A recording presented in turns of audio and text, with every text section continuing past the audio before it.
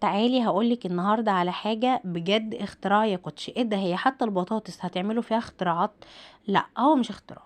دلوقتي احنا البطاطس موجودة وكتير قوي قوي ومتوفرة كتيرة جدا، بس الزيت بصراحة غالي وسعره كتير، مش متوفر على ايد اي حد. طيب البطاطس دلوقتي موجودة وكتيرة وحلوة زي ما قلنا، وما عندكيش اير فراير. طيب هنعطل؟ لا مش هنعطل. هنقف؟ لا مش هنقف. تعالي وهقولك ايه هو البديل ليه وهنعمله سوا مع بعضنا. هنا انا كان معايا 3 حبايات بطاطس تحمير حلوة، قطعتها صوابع بالشكل اللي انتوا شايفينه ده، بس انا عايزاها تبقى سميكة شوية، مش عايزاها تبقى رفيعة قوي وبرده مش عايزاها تبقى تخينة قوي، لا انا عايزاها تبقى متوسطة.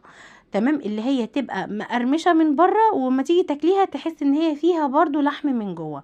دي بتبقى تحفة. طبعا انا هنا قشرت بطاطسي وقطعتها صوابع زي ما انتوا شايفين، وغسلتها ونشفتها كويس جدا باي فوطة، باي حتة قماشة عندك، رشيت عليها شوية ملح، وبصي نزلت عليها قولي بمقدار 3 او معلقتين او 3 زيت اكل، المهم ان هو يطولها الزيت كله.